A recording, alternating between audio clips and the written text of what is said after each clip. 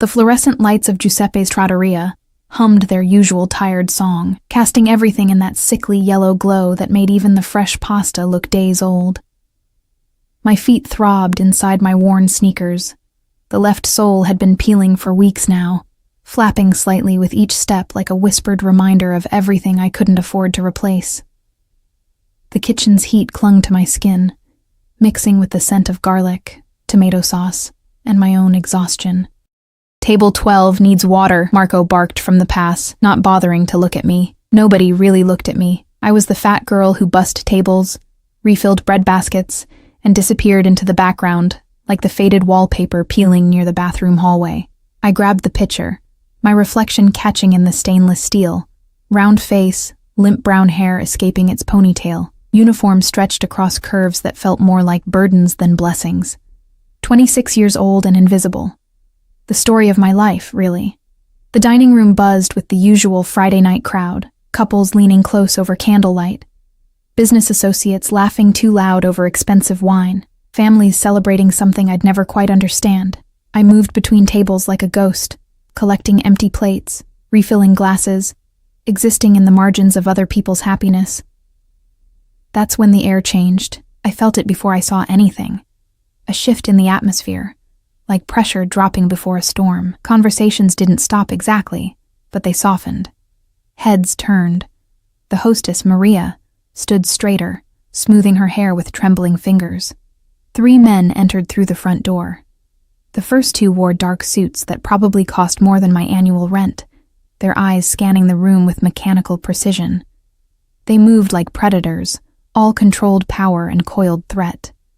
But it was the third man who made my breath catch somewhere between my lungs and throat. He was younger than I expected, maybe early 30s, with dark hair styled in that effortlessly perfect way that suggested expensive barbers and products I'd never heard of. His suit was charcoal gray, tailored so precisely it looked like it had been painted onto his frame. But it wasn't his clothes that made every woman in the restaurant pause mid-sentence.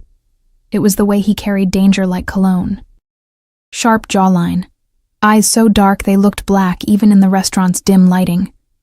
And when he moved, there was this fluid grace that suggested violence carefully leashed. He didn't walk into Giuseppe's, he claimed it, his presence expanding to fill every corner, even though he'd barely crossed the threshold.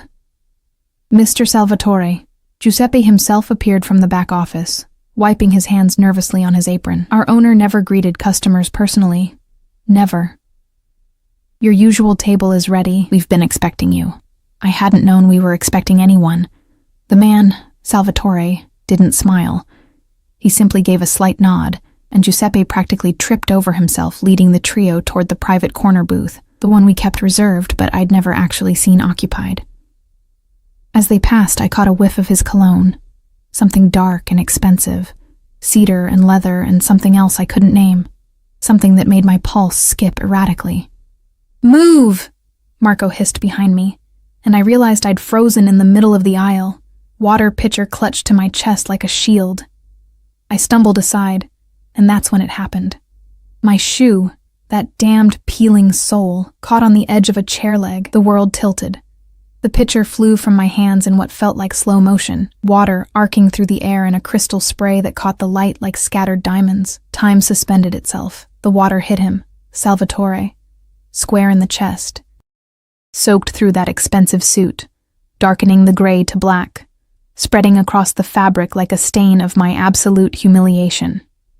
Ice cubes clattered against his shoes. Water dripped from the edge of his jacket. The restaurant went silent.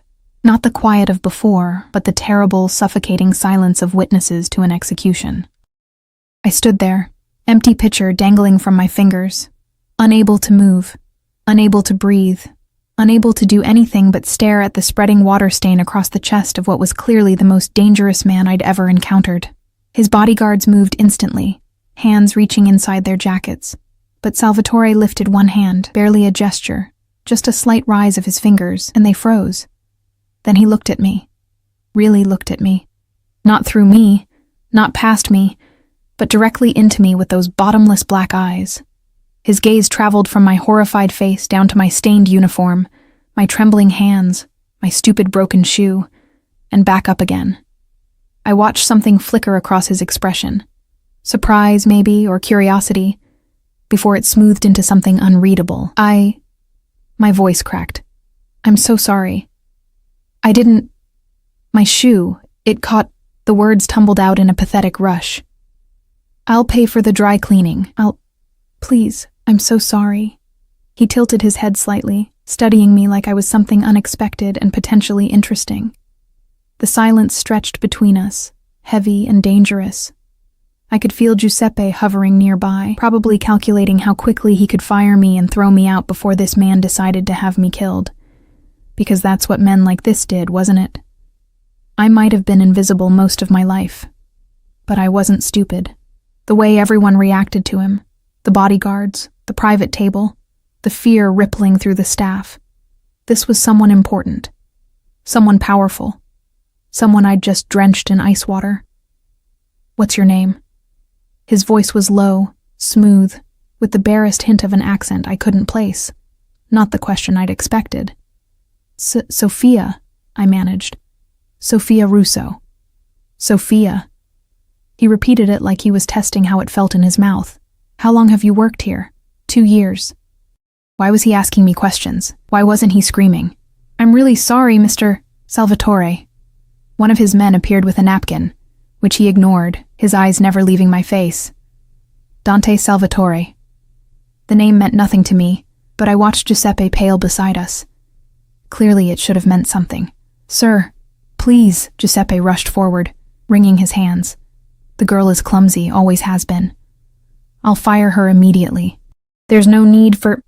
Did I ask you to fire her? Dante's voice didn't rise, but Giuseppe stopped mid-sentence like he'd been slapped. In fact, did I ask you anything at all? No, sir. Of course not.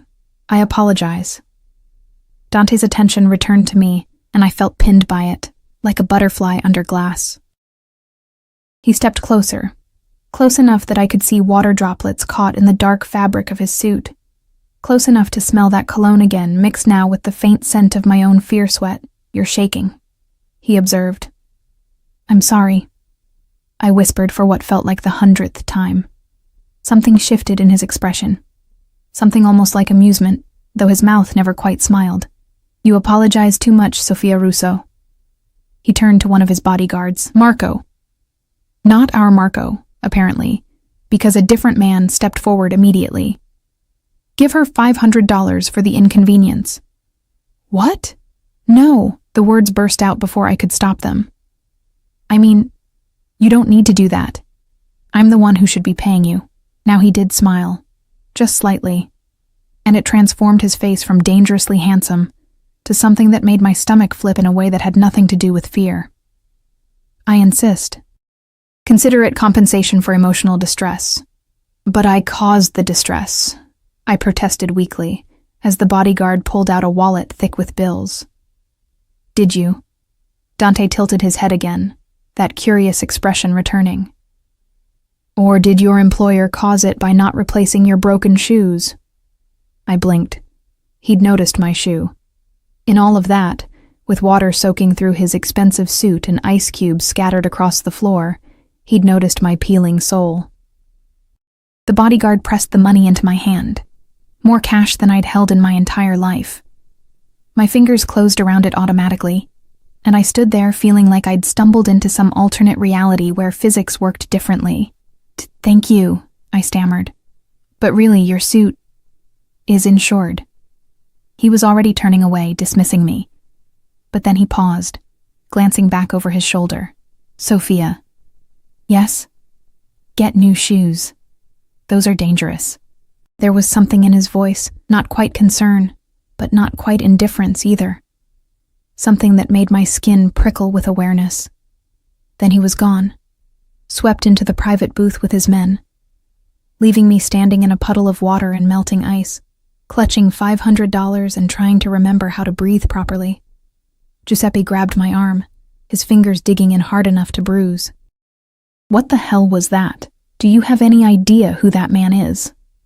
No, I admitted, my voice still shaky. Dante Salvatore controls half the businesses in this city. He could buy Giuseppe's 50 times over and never notice the money missing. He's... Giuseppe lowered his voice to a harsh whisper. He's not someone you spill water on and live to tell about it, but I had lived. Not only lived, but walked away with $500 and the memory of those dark eyes looking at me, really looking at me. For the first time in my forgettable life, I should have been relieved, should have been grateful for the narrow escape, should have taken the money, bought new shoes, and forgotten the whole terrifying encounter. Instead, I found myself glancing toward that private booth throughout the rest of my shift, catching glimpses through the partition. Dante sat with his back to the wall. Of course he did, I realized. He could see every entrance and exit from there, speaking in low tones to his companions. Once, just once, I felt his gaze land on me as I cleared a nearby table, heavy and assessing and entirely too aware. When I looked up, he was already turned away, but I felt the weight of his attention like a physical touch. The rest of the evening passed in a blur of adrenaline and confusion. Other servers whispered in the kitchen, shooting me looks that ranged from envious to terrified. Apparently surviving an encounter with Dante Salvatore was noteworthy. Apparently, I'd done something remarkable by simply existing in his presence without disappearing. He left an hour later without ordering anything. Just sat there with his men, conducting what looked like business, then departed as abruptly as he'd arrived. I was in the kitchen when it happened, but I felt the shift in atmosphere when he left. Like a storm passing, leaving everything strangely calm in its wake. Giuseppe found me as I was untying my apron at the end of my shift. "You're lucky," he said flatly. "Don't push your luck. If he comes back, you stay in the kitchen. Understand?" I nodded, even though I didn't understand anything about what had happened. Why had he given me money? Why had he noticed my shoe? Why had he looked at me like I was something worth seeing?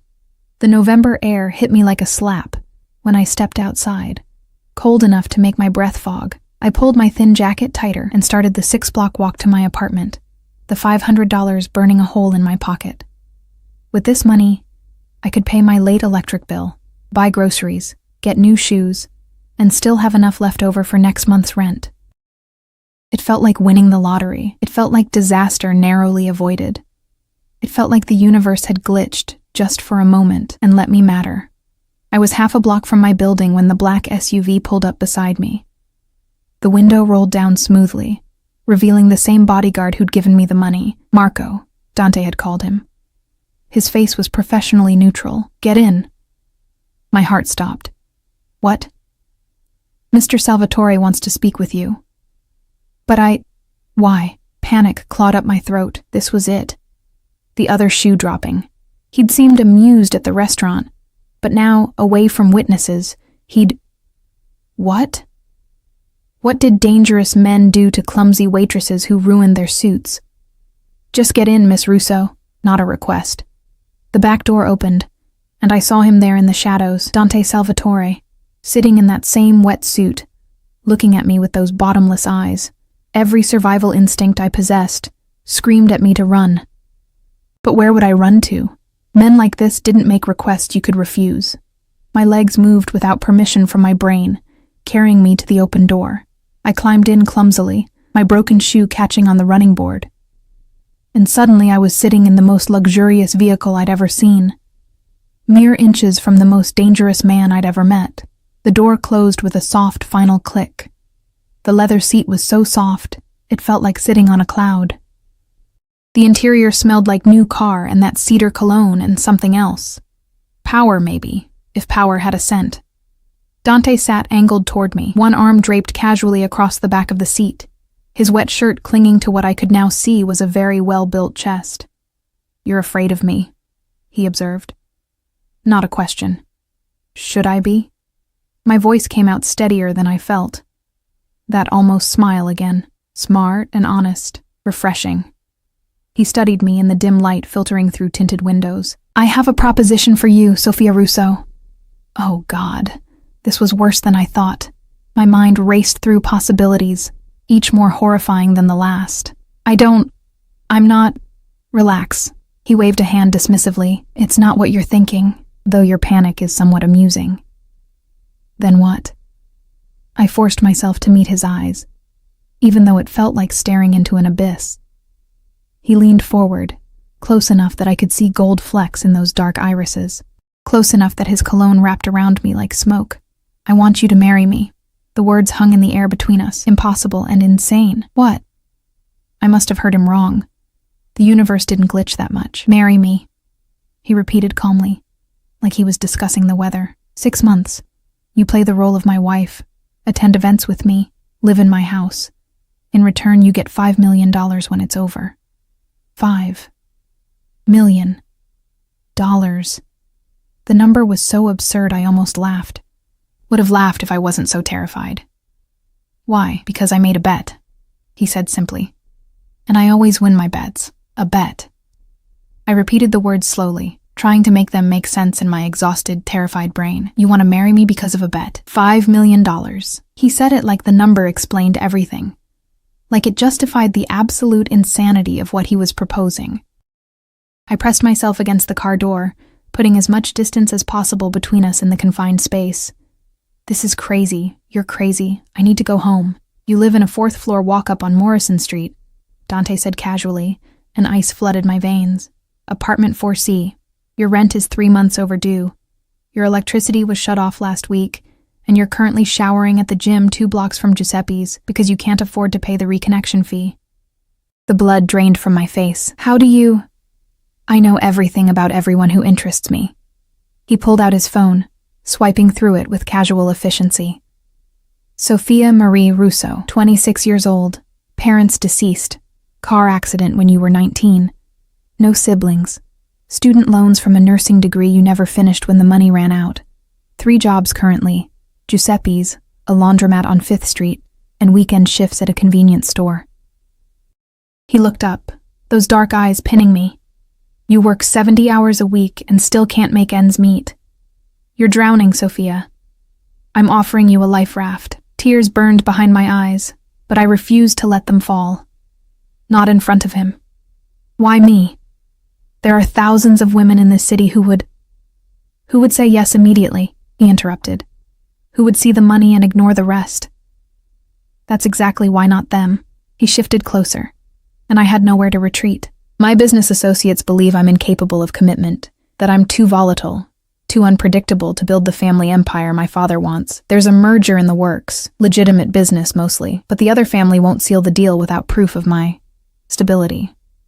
So marry someone else, someone beautiful, someone who fits your world. I don't need someone who fits, he said softly, dangerously. I need someone who will make them underestimate me. Someone they'll look at and think, he married her for love. Look how far he's fallen. Someone who will make them drop their guard. The cruelty of it hit me like a physical blow. He wanted me because I was fat, because I was plain, because I was so obviously beneath him that our marriage would look like weakness instead of strategy. You want me because I'm pathetic, I whispered. Something flickered across his face. Not quite guilt, but close. I want you because you're perfect for what I need, and in return, you get $5 million, enough to never be pathetic again. I'm not... My voice broke. I won't be someone's joke, someone's pity case. This isn't pity. He leaned back, giving me space to breathe. This is business. I need a wife who will play a role. You need money to survive. We both get what we want. For 6 months. 6 months, he confirmed. Live in my house. Attend events as my wife. Convince everyone our marriage is real. Then we divorce quietly. You get your money, and you disappear into whatever life you want to build. I stared at him, my mind racing through implications and consequences. $5 million. I could pay off my debts, finish my nursing degree, buy a small house somewhere far from here. I could stop being invisible, stop being the fat girl who scrubbed floors and served pasta to people who never saw her face, but I'd have to live with him, be touched by him, pretend to love him while knowing every moment that I was his joke, his strategic weakness, his calculated humiliation. I can't, I said finally. I'm sorry, but I can't. I reached for the door handle. His hand shot out, not grabbing me, but pressing against the door to keep it closed. $50,000 up front, he said quietly. Tonight, before you even say yes officially. Enough to solve your immediate problems. My hand froze on the handle. $50,000. I could pay rent, turn my electricity back on, eat something other than ramen and stolen breadsticks from work. I could breathe. Why are you doing this? I turned to face him, needing to understand. Really, not the business reasons. Why me specifically? He was quiet for a long moment, his dark eyes searching my face. When he spoke, his voice was softer than before, almost contemplative. Because when you looked at me tonight, after you spilled that water, you weren't afraid of who I was. You were afraid of losing your job, of not being able to survive. That kind of fear, he trailed off. That kind of fear is honest. Everything in my world is calculated, Sophia. People smile at me because they want something or because they're terrified. You smiled at a customer before you knew who I was. That's rare. I didn't smile at you, I protested weakly. No, he agreed. You apologized 17 times and looked like you wanted to disappear into the floor. But before that, when you were serving table 8, you smiled at the little girl who spilled her juice. You cleaned it up and told her it happened to you all the time, made her feel better about her mistake. He'd been watching me. Before the water incident, before everything, he'd been watching me move through the restaurant. The realization sent chills down my spine. I don't understand you, I whispered. You don't need to understand me, you just need to say yes. He pulled out a phone, different from the one before, I noticed. How many phones did he carry? 50,000 tonight, 5 million in 6 months. All you have to do is play house with me and look convincing doing it. Every rational part of my brain screamed at me to refuse, to get out of this car and run as far as possible from Dante Salvatore and his dangerous eyes and his impossible propositions. But rationality didn't pay rent. Rationality didn't turn the electricity back on, or put food in my empty refrigerator, or fix the constant grinding fear of losing everything. What if I can't do it? I asked. What if I'm a terrible actress? What if no one believes we're really married? Then we'll deal with that when it happens. He was already texting someone, his thumbs moving quickly across the screen. But I don't think you'll have trouble. You've been acting your whole life, haven't you? Pretending you're fine when you're falling apart. Smiling at customers when you want to scream. Playing the invisible girl when you're anything but. The accuracy of his observation stole my breath. How did he see me so clearly when I'd spent years making sure no one could? I need rules, I said suddenly. If I do this, and I'm not saying yes yet, I need rules. Boundaries. He looked up from his phone, one eyebrow raised. Such as? Separate bedrooms. No. I struggled to find words that didn't make me sound like a terrified virgin. No physical expectations beyond what's necessary for appearances. Agreed. I want the 50,000 in cash tonight. And a contract. In writing. With a lawyer. Done. And I hesitated but forced myself to continue. I want to know what I'm really getting into. What kind of danger? What kind of life? I'm not stupid, Mr. Salvatore. I know you're not just a businessman. His smile was sharp as a blade. No, you're definitely not stupid. He leaned forward, his elbows on his knees, bringing us closer together. I'm the head of the Salvatore family. We control shipping, construction, several casinos, and various other enterprises throughout the city. Some legitimate, some less so. My enemies would love to use you against me. My allies will question your suitability. You'll be in danger the moment you say yes. Then why would I say yes? Because you're already in danger, Sophia. You're just drowning slowly instead of all at once. At least with me, you'll have protection, security. A chance at something better than waiting tables until your body gives out and you die alone in that apartment with the broken heater. The brutal honesty should have offended me. Instead, it felt almost refreshing. No pretense. No gentle lies. Just the ugly truth laid out between us. I want to think about it, I said. Not long. Just tonight. Let me sleep on it and give you an answer tomorrow. No. He straightened, his face hardening. This offer expires when you leave this car. Yes or no, Sophia? Right now. That's not fair. Nothing about this is fair. His voice was cold, businesslike. But it's real. And it's now. In 30 seconds.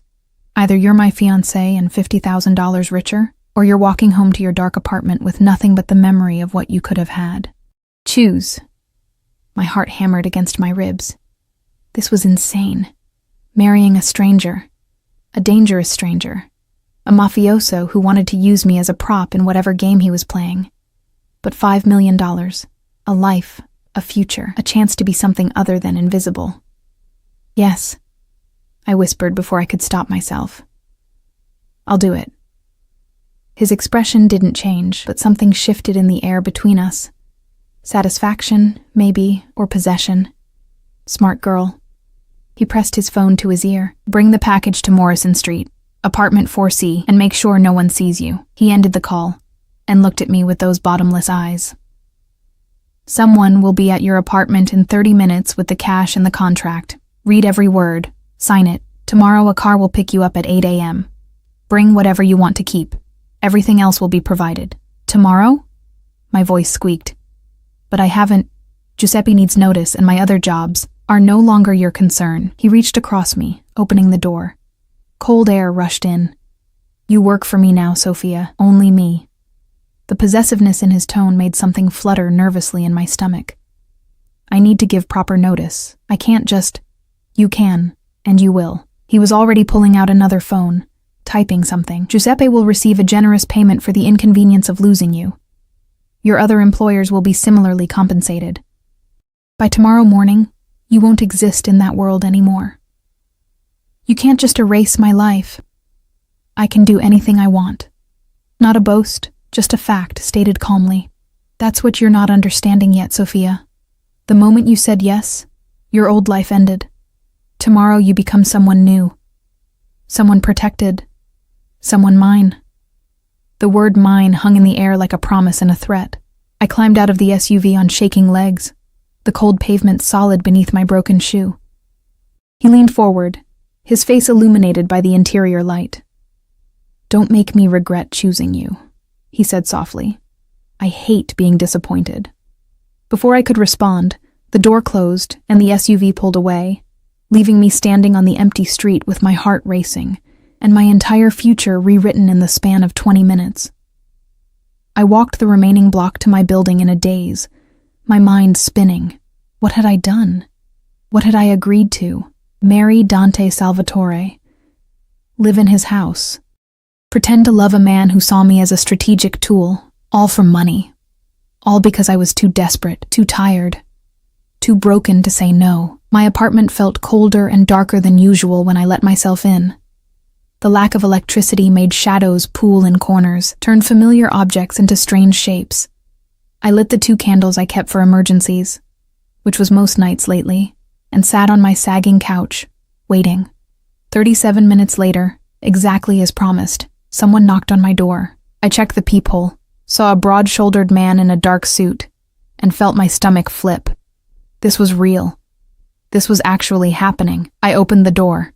The man, not Marco from the car, someone different, held out a briefcase. Miss Russo, I'm Vincent. Mr. Salvatore sent me. His voice was professionally neutral, his face forgettable. May I come in? I stepped aside, and he entered my tiny apartment without comment on the candles, or the coldness or the general air of poverty that clung to everything I owned.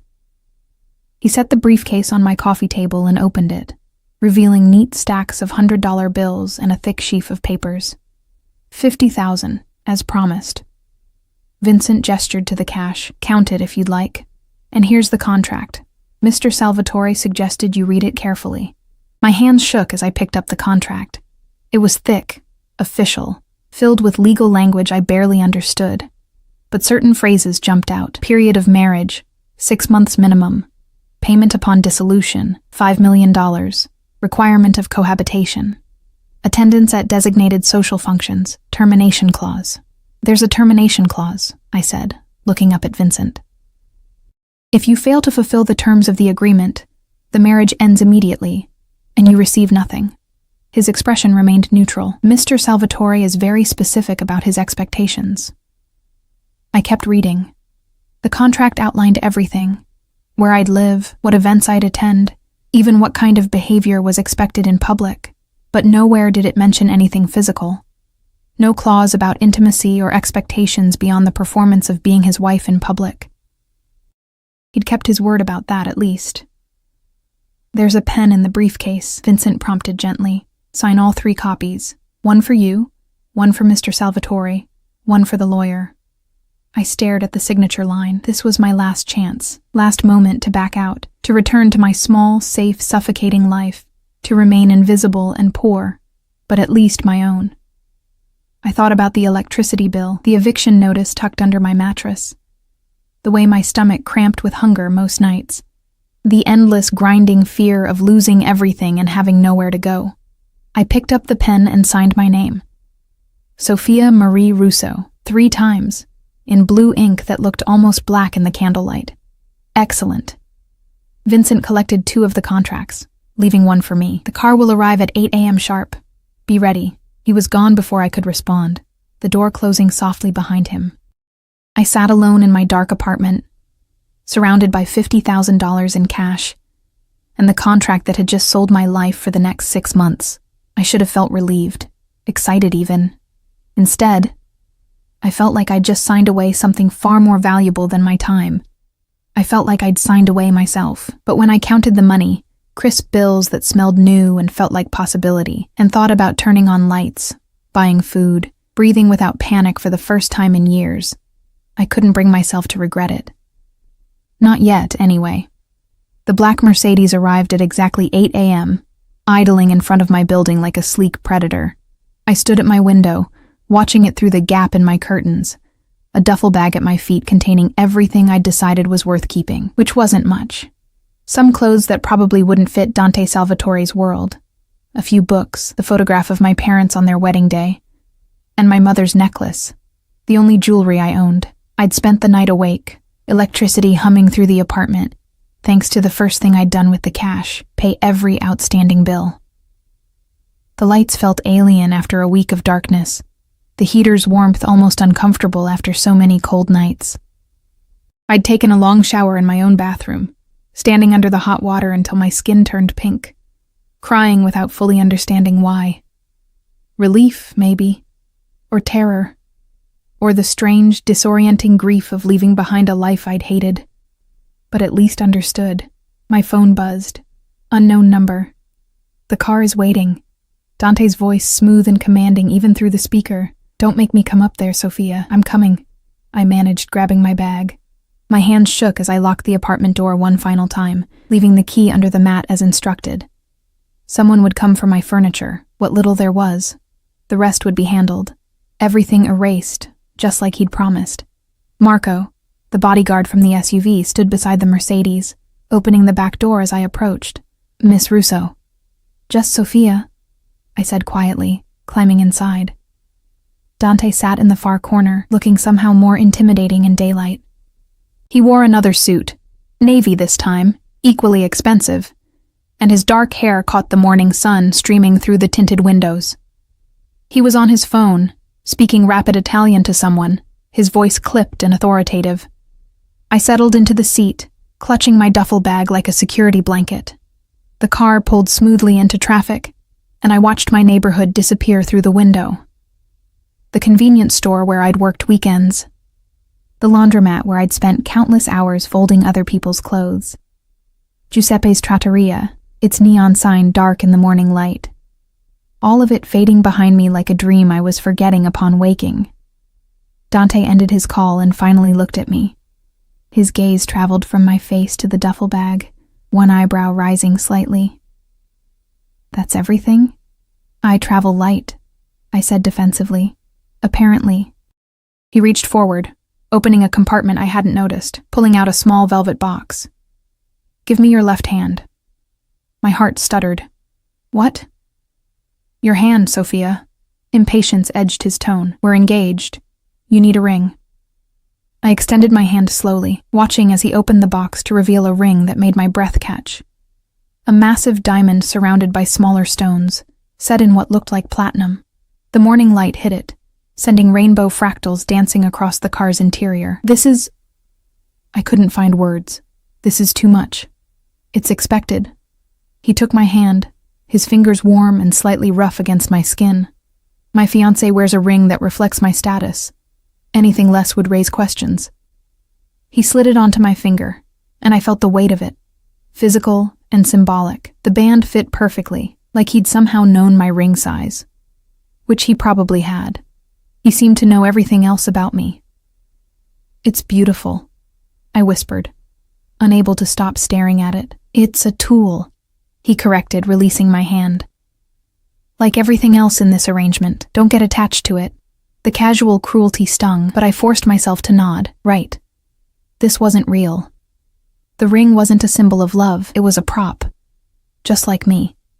The drive took us out of my familiar streets into neighborhoods I'd only seen in magazines, tree-lined avenues, mansions set back from the road behind iron gates, the kind of wealth that didn't need to announce itself, because everyone already knew it existed. Finally, we turned through a set of massive gates that opened automatically, rolling up a long driveway toward a house that looked more like a museum. 3 stories of pale stone and tall windows, surrounded by manicured gardens even in late November. A fountain bubbled in the circular drive. Everything screamed old money, power, permanence. "This is where you live?" The words escaped before I could stop them. "This is where we live," he corrected. "Starting now." The car stopped in front of the main entrance, and Marco opened my door. I climbed out, feeling impossibly small and out of place. My worn jeans and cheap jacket looked like costume pieces from a different play entirely. Dante moved beside me, his hand suddenly at the small of my back, possessive and guiding. "Walk like you belong here," he murmured near my ear. "The staff is watching." I looked up and saw faces in windows, figures moving behind curtains. Of course they were watching. The boss was bringing home his unexpected bride. The front door opened before we reached it, revealing an older woman in a crisp black dress, her gray hair pulled back in a severe bun. Her eyes, sharp and assessing, traveled over me with obvious disapproval. "Mrs. Chen," Dante said smoothly. "This is Sophia, my fiancée. She'll be living here from now on. Please ensure the staff understands she's to be treated with the same respect as myself." Mrs. Chen's lips thinned. "Of course, Mr. Salvatore." Her tone suggested anything but respect. "Should I prepare the mistress suite?" "The mistress suite will remain closed," Dante said, his voice hardening. "Sophia will use the room adjacent to mine, the one with the connecting door." My head snapped toward him, but his expression remained neutral, giving nothing away. A connecting door. Jesus. "Very well, sir." Mrs. Chen stepped aside, allowing us to enter. The interior made the exterior look modest. Marble floors, high ceilings with crystal chandeliers, a sweeping staircase that belonged in a Hollywood movie, art on the walls that was probably worth more than I'd earn in 10 lifetimes. Everything pristine, expensive, and utterly intimidating. "I'll show you to your room," Dante said, already moving toward the stairs. "You have 2 hours to settle in. Then we have an appointment downtown." "What kind of appointment?" I hurried after him, my footsteps echoing on the marble, the kind that transforms you from a waitress into someone believable as my wife. He climbed the stairs without looking back, forcing me to follow. Clothes, hair, everything. My fiancé can't attend events looking like— He stopped himself. "Like a fat girl in cheap jeans?" I finished bitterly. He turned on the landing, and something flickered across his face. "Like someone who's been surviving instead of living. There's a difference, Sophia." The distinction felt important to him, though I didn't fully understand why. He continued down a hallway lined with more art, more evidence of wealth I couldn't comprehend, until he stopped in front of a door. "Your room." He pushed it open, revealing a space larger than my entire apartment. A 4-poster bed with silk sheets, a sitting area with a fireplace, tall windows overlooking the gardens. An ensuite bathroom visible through another door, all marble and gold fixtures. It was the most beautiful room I'd ever seen. It felt like a museum, cold and perfect, and not meant for someone like me. "The closet is there," Dante pointed. "Though you won't need what you brought. Everything will be replaced. The bathroom is stocked with everything you'll need. And that—" He gestured to a door on the far wall, "connects to my room. It stays unlocked on my side. You can lock it on yours if it makes you feel better." Why does it need to connect at all? The question came out more accusatory than I'd intended. His smile was sharp. Because married couples share space, Sophia. If someone, a staff member, a business associate, anyone, suspects we're not really together, this arrangement ends. The connecting doors for appearances. Use it or don't. I don't particularly care. He started to leave, then paused at the threshold. One more thing. Starting now, you eat every meal, no skipping. Mrs. Chen will prepare whatever you want. I need you healthy, not collapsing from hunger. Heat flooded my cheeks. I know exactly how little you've been eating. He interrupted. Your body shows it. Your skin, your hair, everything. That ends now. You're under my protection, which means you're under my care, whether you like it or not. He left before I could respond, closing the door behind him with a soft click that somehow felt like a cell door locking. I stood in the middle of the enormous room, still clutching my pathetic duffel bag, feeling like an imposter in a life that couldn't possibly be mine. The ring on my finger caught the light, reminding me this was real. I'd made a deal, sold myself for 6 months and $5 million. The connecting door mocked me from across the room. I walked to it slowly, testing the handle. Locked from his side, just as he'd said. But knowing he could open it any time, walk through, invade my space, it made my skin prickle with awareness I didn't want to examine. I unpacked my duffel bag, hanging my few clothes in the massive closet where they looked lost and shabby among the empty space waiting to be filled. My mother's photograph went on the nightstand.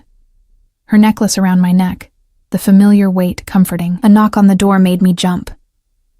Come in, I called, expecting Mrs. Chen. Instead, a young woman entered, maybe a few years older than me, with kind eyes and a friendly smile.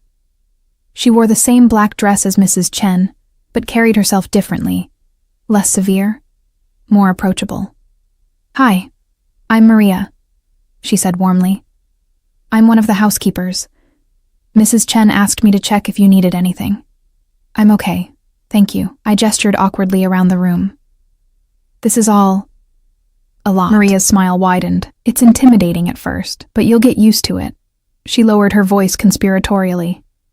Between you and me, we're all thrilled Mr. Salvatore is finally settling down. He's been alone too long. Guilt twisted in my stomach. These people thought this was real, thought I was here because Dante loved me. I'm not sure I fit here, I admitted quietly. Nobody fits anywhere until they decide to. Maria said wisely, give it time. And if you need anything at all, just ask for me. I'm happy to help. She left, and I felt marginally better. At least one person in this house didn't look at me like I was an unwelcome intruder. I spent the next hour exploring my room, discovering drawers full of expensive linens, a bathroom stocked with products I'd never heard of, a small library of books on a shelf by the window. Everything provided, everything perfect, everything designed to make me comfortable in this golden cage. At exactly 10 o'clock, Dante knocked once before entering without waiting for permission. He'd changed into more casual clothes. Dark jeans and a black sweater that somehow made him look more dangerous instead of less. Ready? He asked. For what exactly? Your transformation. His eyes traveled over me assessingly. We're meeting with a stylist. She'll handle your wardrobe, determine what colors work best, take measurements, then hair and makeup consultants. By tonight, you'll look the part. The part of what? I asked, even though I knew the answer. My wife. He said it simply, like it was obvious. Someone who belongs at my side. Someone my enemies will underestimate and my allies will question. Someone who makes me look capable of love. The clinical way he described it hurt more than it should have. And what if I can't pull it off? What if I'm still just me? No matter what clothes you put me in? He moved closer, invading my space with that predatory grace. His hand came up, fingers catching my chin, tilting my face toward the light. You're already more than you think you are, Sophia. You just need to believe it. The gentleness in his touch contrasted sharply with the hardness in his eyes, and I didn't know which to trust. Maybe neither. Maybe both. Come, he said, releasing me. The car is waiting, and Francesca doesn't tolerate lateness. The drive downtown passed in tense silence. I watched the city slide by, my mind spinning with everything that had happened in less than 24 hours. Yesterday, I was a waitress drowning in debt. Today, I was engaged to a mafia boss, living in a mansion, about to be transformed into someone unrecognizable. We pulled up to a building in the fashion district, the kind of place I'd never dared enter before. Marco opened my door, and Dante's hand was immediately at my back again, guiding me inside. The boutique was all white surfaces and minimalist elegance. A woman emerged from the back, tall, impossibly thin, dressed in black with severe red lipstick. Her eyes fixed on me with the intensity of a predator sizing up prey. "Dante, darling." She air-kissed both his cheeks, then turned to me. "And this must be the infamous Sophia. My God, you weren't exaggerating." I bristled. "Exaggerating about what?" "About the challenge, of course." Francesca circled me slowly, humming to herself. "Good bone structure, excellent skin beneath the exhaustion, beautiful eyes, though you hide them. And the body?" She gestured vaguely. "We can work with this. It'll take effort, but yes, I can make you stunning." "She already is," Dante said quietly, and both Francesca and I looked at him in surprise. He didn't elaborate, just checked his phone like he hadn't said anything significant. "Well then," Francesca clapped her hands together. "Let's begin, shall we? We have much work to do and very little time. Dante, you can go. This will take hours. I'll stay," he said, settling into a chair near the window. "Suit yourself." Francesca beckoned me forward. "Come, Sophia. Let's find out who you really are underneath all that hiding." The next 4 hours were a blur of measuring tapes, fabric swatches, and Francesca's running commentary. She pulled dress after dress, holding them against me, discarding most with theatrical sighs. The ones she approved were elegant, expensive, and designed to showcase rather than conceal. "You've been hiding this body," she scolded, cinching a deep green dress at my waist. "Why? You're gorgeous." "Curves are power, darling. Own them." I caught sight of myself in the three-way mirror and barely recognized the reflection. The dress fit perfectly, emphasizing my waist, the curve of my hips. I looked like someone who might actually belong next to Dante Salvatore. "That one," Dante said from his chair, his voice cutting through Francesca's chatter. "Definitely that one." Our eyes met in the mirror, and something passed between us, electric and dangerous, and entirely too real for what this was supposed to be. "Green it is," Francesca agreed. "We'll do more in jewel tones. Emerald, sapphire, deep burgundy. And we'll need evening gowns, casual wear, business-appropriate outfits, everything." She wasn't kidding about everything. By the time we finished, I had an entire wardrobe being sent to the house. Shoes, bags, jewelry to complement the clothes. Things I'd never dreamed of owning. "Hair and makeup tomorrow," Francesca declared. "For tonight, you'll do. Barely. But tomorrow we create a masterpiece." Dante stood, buttoning his jacket.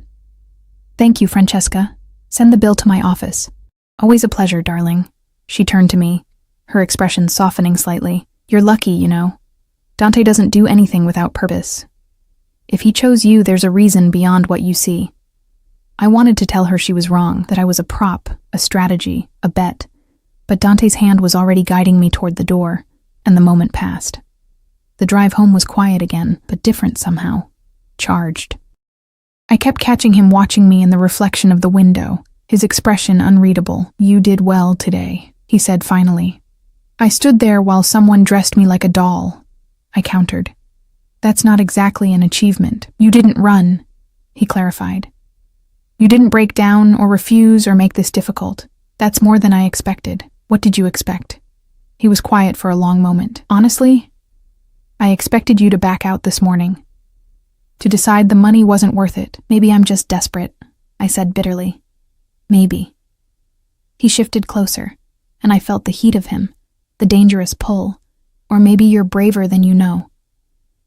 His fingers found mine, and I realized he was straightening the engagement ring that had twisted on my finger. The touch was gentle, almost intimate, and I forgot to breathe. "Tomorrow night," he said softly. "We attend our first event together, a charity gala. Everyone who matters will be there. You'll wear that green dress and you'll smile and you'll convince them all that I'm capable of loving someone like you." "Someone like me," I repeated hollowly. "Someone real," he corrected, his dark eyes intense.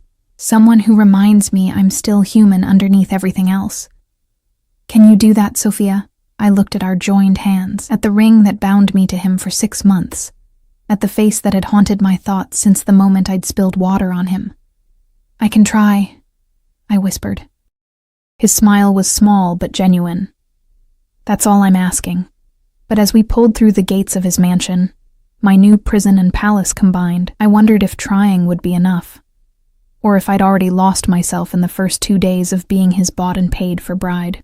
The charity gala was held at the Grandview Hotel, a towering monument to wealth and excess in the heart of the city. I stared up at it from the backseat of Dante's Mercedes, my stomach twisting into knots that no amount of deep breathing could untangle. Stop fidgeting, Dante said quietly beside me. He looked devastating in a black tuxedo, the crisp white shirt emphasizing his olive skin, the bow tie somehow making him look more dangerous instead of civilized. You'll wrinkle the dress. I forced my hands to still in my lap, though it took effort.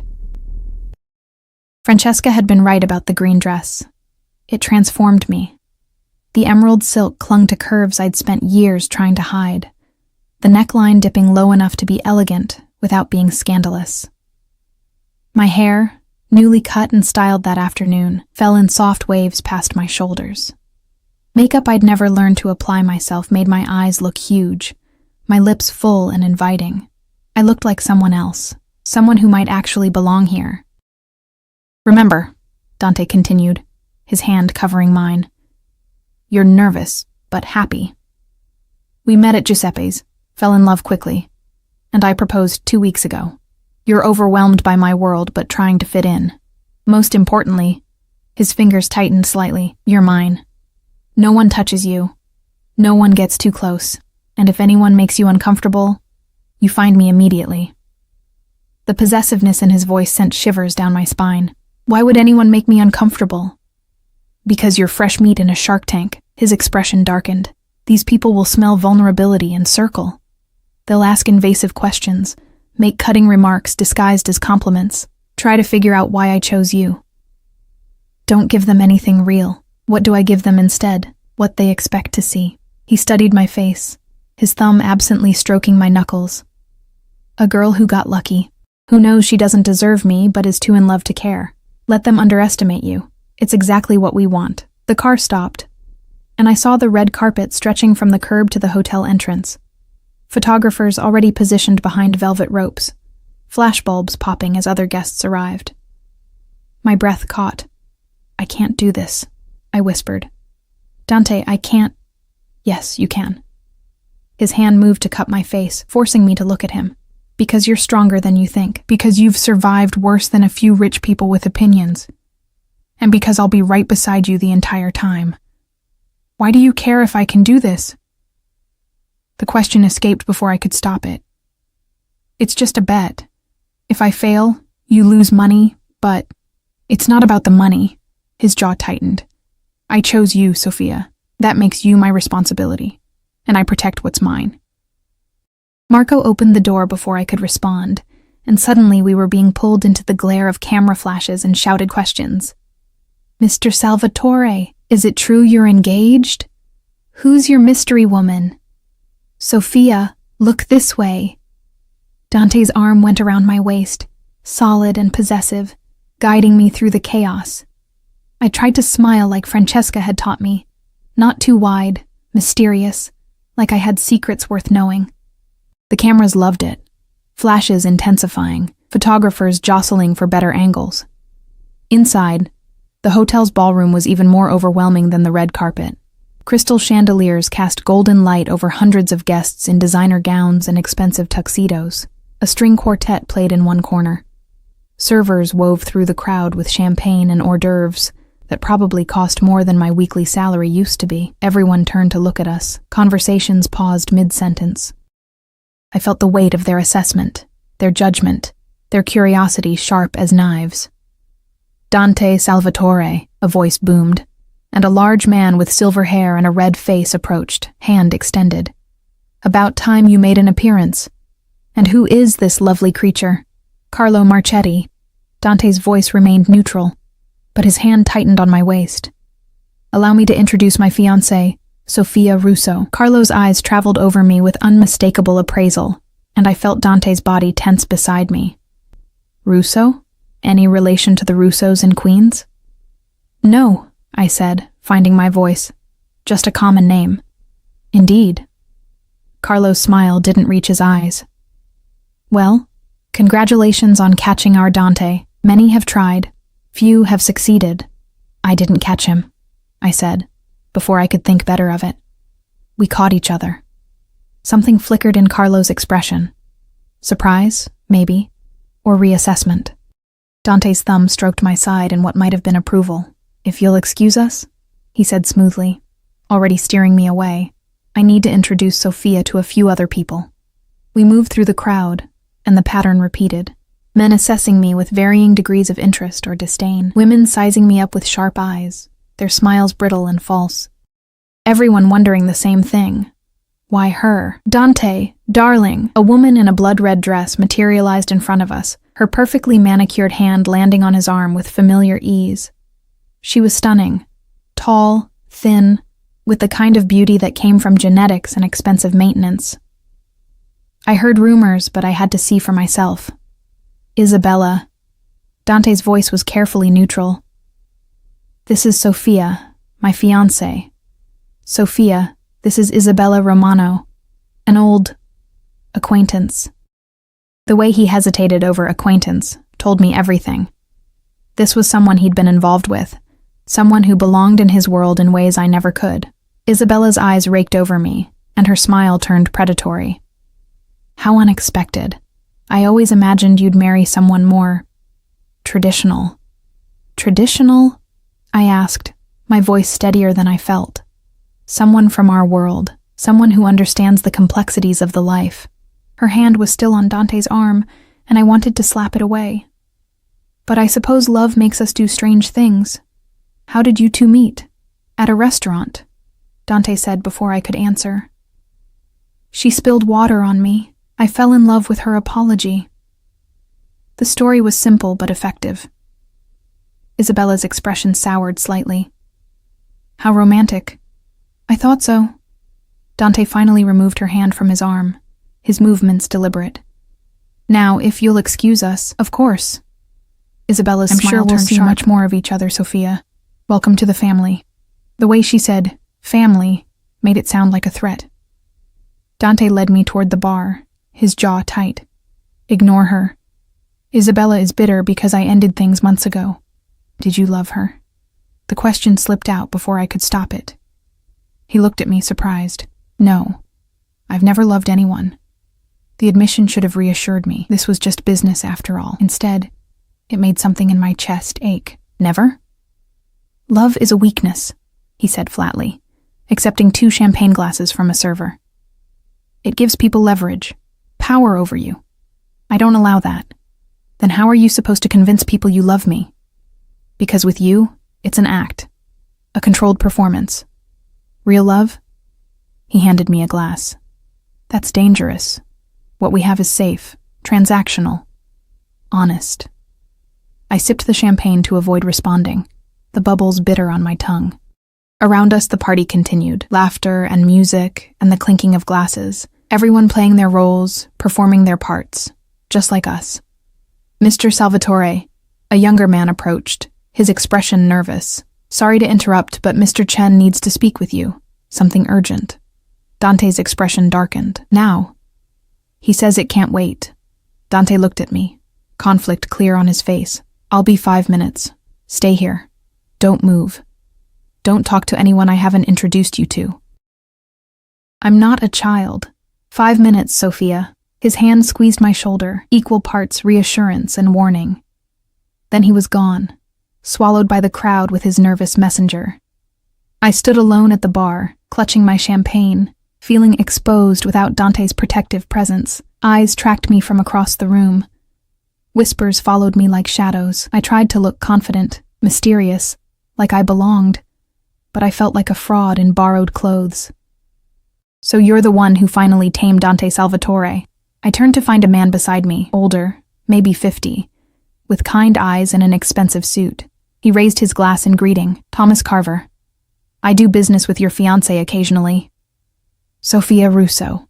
I shook his offered hand, grateful for someone who seemed genuinely friendly. I'm not sure tamed is the right word. No? He smiled. What word would you use? Maybe. Convinced him to try something different? Thomas laughed, genuine and warm. Diplomatic. I like that. Dante could use someone diplomatic in his life. He tends toward the direct approach. That's one way to put it. The champagne was making me looser, braver. Can I ask you something? Of course. Everyone seems shocked that he's marrying me. Not just surprised, shocked. Like it's incomprehensible. Why? Thomas studied me thoughtfully, because Dante Salvatore doesn't do anything without calculation. Every decision, every relationship, every business deal, it's all strategic. The idea that he'd marry someone for love, someone outside his world, someone who can't offer him power or connections or advantage. He trailed off. It suggests he's changed, become vulnerable, and vulnerable men make mistakes. You think I'm a mistake. I think you're either the best decision he's ever made or the worst. Thomas's expression turned serious. Time will tell which, but for what it's worth, I hope it's the former. Dante deserves happiness, even if he doesn't believe in it. Before I could respond, I felt a presence behind me, dark and threatening. Dante's hand landed on my lower back, possessive and warm. Thomas, I see you've met Sophia. I have indeed.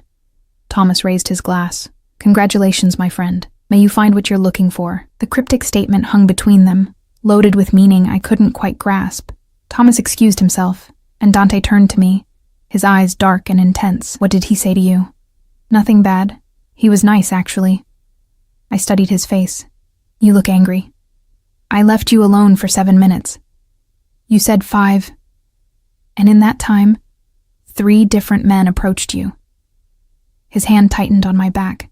I could see them from across the room, circling like vultures. Thomas was just being friendly. Thomas was assessing my weakness. Dante's voice was low, dangerous. Trying to determine if you're genuine or a liability. They're all trying to figure out the angle, Sophia. What you cost me, what you're worth. And I can't protect you if you're wandering around alone. The possessiveness should have annoyed me. Instead, it made something warm unfurl in my stomach. I wasn't wandering. I was standing exactly where you left me. Which made you a target. He pulled me closer, his body heat seeping through the thin silk of my dress. From now on, if I have to leave you, Maria or one of my men stays with you. Understood? You can't control every moment. Watch me. His eyes blazed. You're mine to protect, Sophia. That means I decide who gets close to you, who talks to you, who even looks at you too long. I won't apologize for it. My heart hammered against my ribs. This wasn't acting. This was real. The fierce protectiveness in his eyes, the tension in his body, the way his fingers gripped my waist like he was afraid I might disappear. Dante, dance with me. Not a question. He was already pulling me toward the dance floor, where other couples swayed to the quartet's music. His arm went around my waist, my hand in his, and suddenly we were moving together in a slow, intimate waltz. I'd never danced like this before. Never been held this close by someone who moved with such confidence, such control. My body followed his lead instinctively, and for a moment, the entire ballroom faded. It was just us, moving together. His dark eyes locked on mine. You're doing it again, I whispered. Doing what? Looking at me like I'm real, like this is real. His expression shifted, something vulnerable flickering across his features before being locked away. Maybe I'm a better actor than you thought. Or maybe, don't. His voice was sharp. Don't confuse the performance with reality, Sophia. I chose you because you serve a purpose. Because you make me look weak to my enemies and unpredictable to my allies. That's all this is. The words hurt more than they should. I'd known from the beginning what this was. A transaction. A bet. 6 months of playing pretend for $5 million. But somewhere between the mansion and the green dress and the way he held me now, I'd started forgetting. "You're right," I said quietly. "I'm sorry." "Don't apologize." His thumb stroked my lower back, contradicting his harsh words. "Just remember the rules. Remember why you're here." But as we continued dancing, his body pressed against mine, his breath warm against my temple. I wondered if he was reminding me, or reminding himself. The rest of the evening blurred together. More introductions, more judgment, more performance. Dante never left my side again, his presence constant and protective. When we finally left, climbing back into the Mercedes as cameras flashed, I felt exhausted down to my bones. "You did well," Dante said, as we pulled away from the hotel. "Better than expected." "Thanks, I think." I leaned my head against the cool window. "How often do we have to do this?" "Events like tonight? 2 or 3 times a month. Smaller gatherings more frequently. Business dinners, family events." He loosened his bow tie, the gesture somehow intimate. "You'll get used to it." "Will I?" I turned to look at him. "Get used to people looking at me like I'm either a joke or a threat? Get used to women like Isabella who clearly think I stole something that belonged to them? Isabella is irrelevant, is she? The champagne made me bold. She's beautiful, sophisticated. She belongs in your world, everything I'm not. Exactly." He met my eyes. "She's what everyone expects. You're what no one saw coming. That's your power, Sophia. Use it." We arrived home. I was already thinking of it as home, which was dangerous, and Dante walked me upstairs, his hand at my back in that now familiar gesture. At my door, he paused. "Get some sleep. Tomorrow we have dinner with my father." My stomach dropped. "Your father? He wants to meet the woman who convinced me to marry." Something dark crossed Dante's expression. "Fair warning. He's worse than anyone you met tonight. Don't let him intimidate you." "How do I not let the head of your family intimidate me?" "By remembering you survived years of poverty and hardship with your dignity intact." His hand came up, tucking a strand of hair behind my ear. "You're stronger than you know, Sophia. My father will see that, eventually." The gentle touch, the almost compliment. It was becoming harder to separate the performance from something real. "Dante. Good night." He stepped back, putting distance between us. "Lock the connecting door if you want." "I won't use it." He disappeared into his own room, leaving me standing in the hallway, my heart racing and my thoughts tangled. Inside my room, I stripped off the green dress and expensive jewelry, washing away the makeup until I looked like myself again. Plain, ordinary. The fat girl playing dress-up in a world she'd never really belonged to. I didn't lock the connecting door. I told myself it was because I was too tired. Because it didn't matter. Because Dante had promised not to use it anyway. But deep down, in a place I didn't want to examine too closely, I knew the real reason. I wanted him to have access, wanted the possibility of him walking through, breaking down the walls between us, making this fake marriage feel like something more. Which meant I was already in trouble, already forgetting the rules, already falling for the man who'd bought me for a bet, and would discard me just as easily when the 6 months ended. I climbed into bed, the silk sheets cool against my skin, and stared at the connecting door until exhaustion finally pulled me under. Dante's father lived in an estate that made Dante's mansion look modest.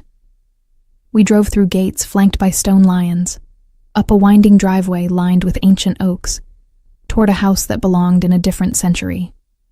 Gothic architecture, turrets, stained glass windows that caught the late afternoon sun and threw colored shadows across manicured lawns. "Your father lives in a castle," I said faintly. "He likes to remind everyone of his power." Dante's jaw was tight, his knuckles white where they gripped the steering wheel. He'd driven us himself today, leaving Marco and the other bodyguards to follow in a separate vehicle. Everything with him is about dominance, display, making sure you understand your place in the hierarchy. Where's my place? Beneath him, beneath me, beneath everyone who matters in his world. He glanced at me, his expression softening slightly.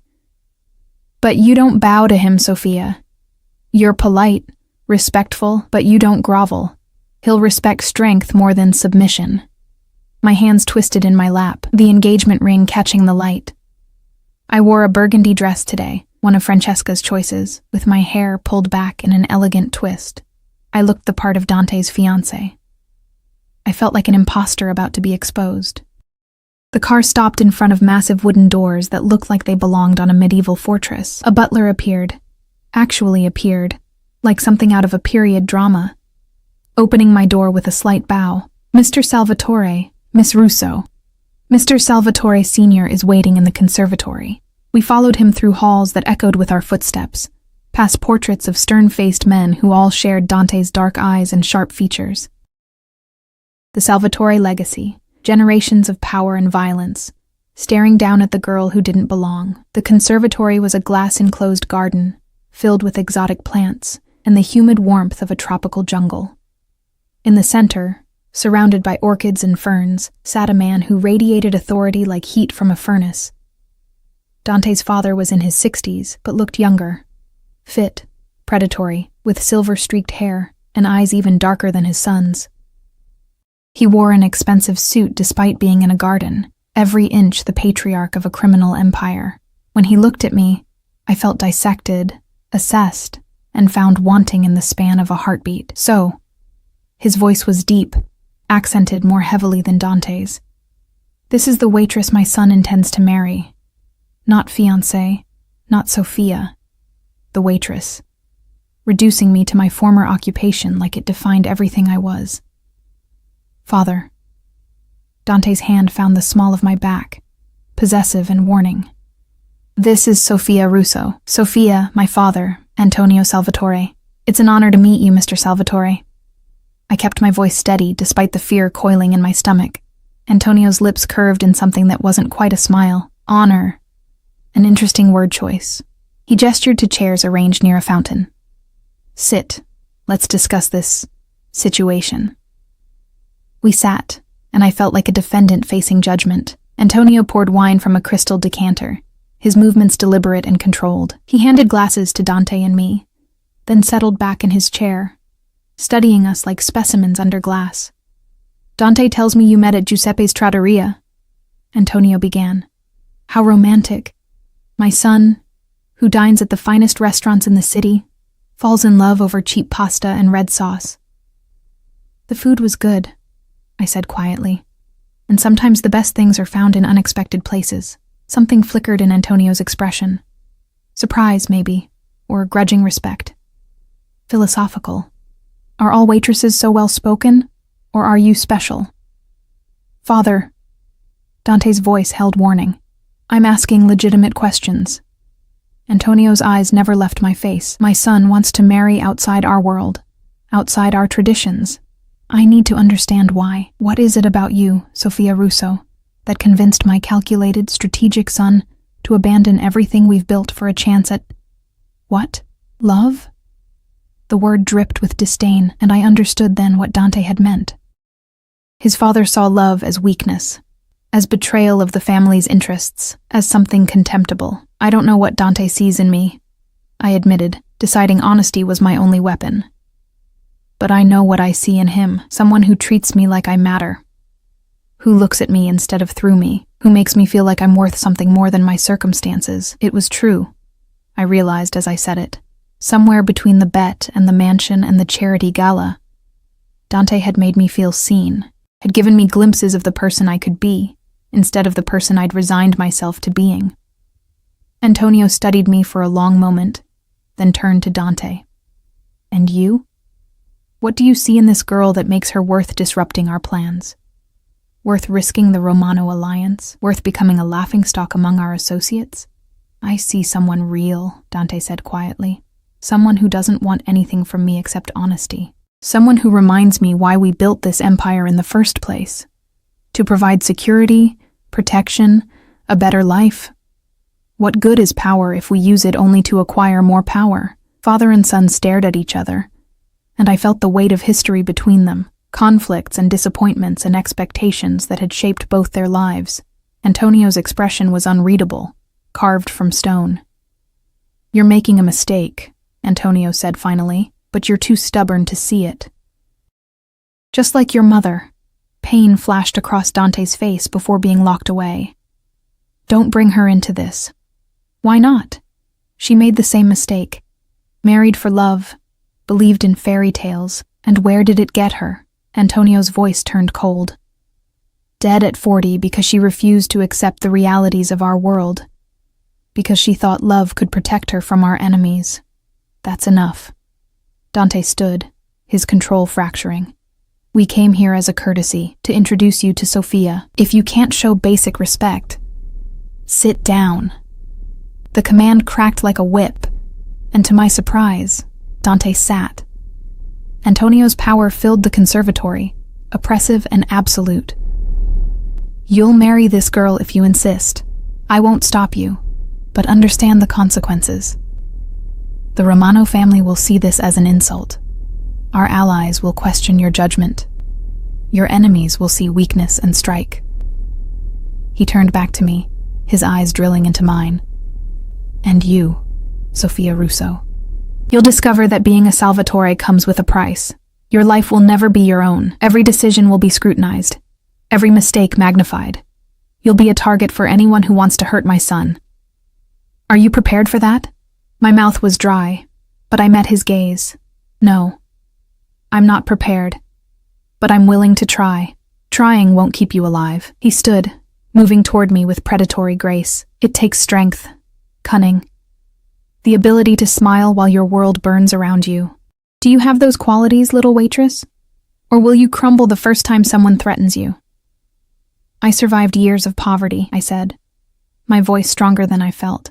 Years of being invisible, being nothing, barely getting by. If I can survive that, I can survive anything. Antonio's smile was sharp as broken glass. We'll see. He looked at Dante. Bring her to Sunday dinner. Let the family meet her. Let's see if she survives that before we worry about external threats. The dismissal was clear. Dante stood, helping me to my feet, his hand trembling slightly with suppressed anger. We'll be there. We walked back through those echoing halls in tense silence. Only when we were in the car, the doors closed and the engine running, did Dante speak. I'm sorry. His voice was rough. I should have warned you he'd be cruel, should have prepared you better. You told me he was worse than anyone at the gala. I touched his arm, feeling the tension coiled there. You were right. He's always like that. Always testing, pushing, trying to find weakness. Dante's hands gripped the steering wheel so tightly I heard the leather creak. My mother loved him anyway, believed he had good inside him somewhere. It killed her. Not literally, but close enough. She died thinking she'd failed him, failed me. The pain in his voice cracked something open inside me. Dante, I won't let that happen to you. He turned to me, his dark eyes intense and almost desperate. Whatever you're feeling right now, fear, doubt, regret, I'll fix it. I'll protect you from him, from this world, from all of it. Why? The question burst out. Why do you care so much? This is just a bet. Just 6 months of pretending. Why does it matter if your father scares me or if I'm not prepared for your world? He stared at me, conflict warring across his features. Then, with a sound that might have been frustration or surrender, he pulled me to him, his mouth crashing against mine. The kiss was desperate, claiming, filled with months of tension compressed into a single moment. His hands tangled in my carefully styled hair, destroying Francesca's work, and I didn't care. I kissed him back with equal desperation, tasting wine and something darker, something that felt dangerously like need. When we broke apart, both breathing hard, he pressed his forehead to mine because it stopped being fake. He whispered, somewhere between the water and the green dress and the way you looked at my father without flinching, it became real. And I don't know how to handle that. My heart hammered against my ribs. The bet, fuck the bet. His thumb traced my swollen lips. I'll pay it myself. Twice over. 3 times. I don't care.